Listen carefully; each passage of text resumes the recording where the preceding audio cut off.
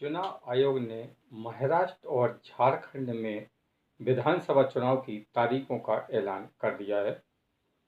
इसी के साथ में चुनाव आयोग ने मध्य प्रदेश, उत्तर प्रदेश और केरल की कुछ सीटों पर उपचुनाव की घोषणा भी की है।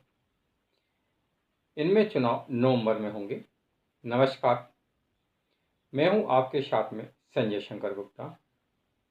संजय एक्सप्रेस न्यूज में आपका स्वागत करता हूं। उपचुनाव के साथ में महाराष्ट्र और झारखंड में विधानसभा चुनाव की तारीखों का ऐलान चुनाव आयोग ने कर दिया है। इसी के साथ केरल की सबसे चर्चित सीट वायनाड पर भी उपचुनाव होगा। वायनाड सीट राहुल गांधी की सीट है।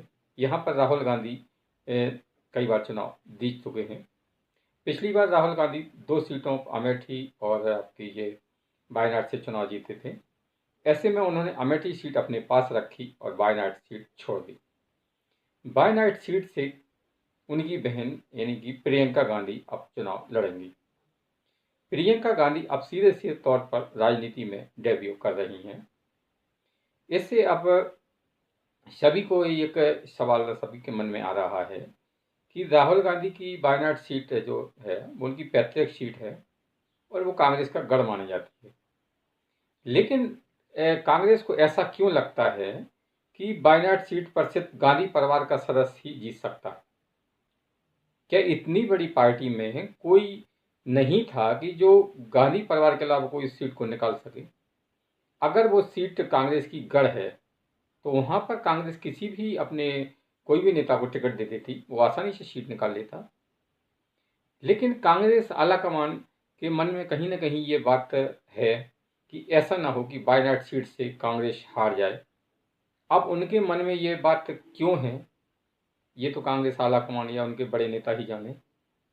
इसीलिए उन्होंने अपनी ये सीट को सुरक्षित करने के लिए प्रियंका गांधी को मैदान में उतार दिया है। अब प्रियंका गांधी वैसे तो कांग्रेस के लिए लंबे समय से प्रचार करती रही हैं, लेकिन पहली बार वे सीधे तौर पर चुनाव लड़ रही हैं। ऐसे में आने वाले दिनों में हो सकता है कि कांग्रेस में एक मतलब 2 पावर सेंटर बन जाएं, एक राहुल गांधी का और एक प्रियंका गांधी का।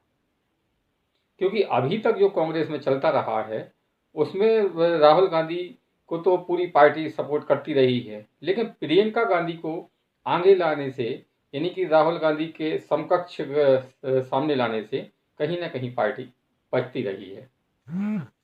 लेकिन प्रियंका गांधी अब जीत कर जैसे ही संसद में पहुंचेंगी उसके बाद में कांग्रेस में 2 पावर सेंटर बनना लगभग तय है।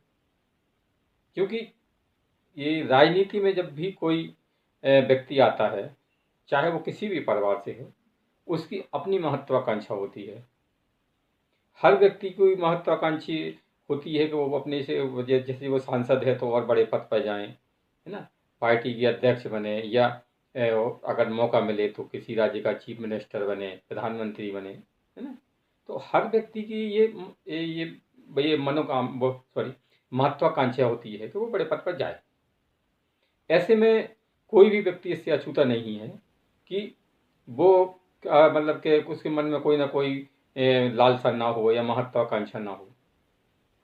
अब प्रियंका गांधी के मन में क्या चल रहा है ये तो वे ही जाने, लेकिन उनके जो पतिदेव हैं राबर्ट वड्रा, वे ऐसे कई बार संकेत दे चुके हैं कि वे भी सीधे तौर पर राजनीति में आना चाहते हैं।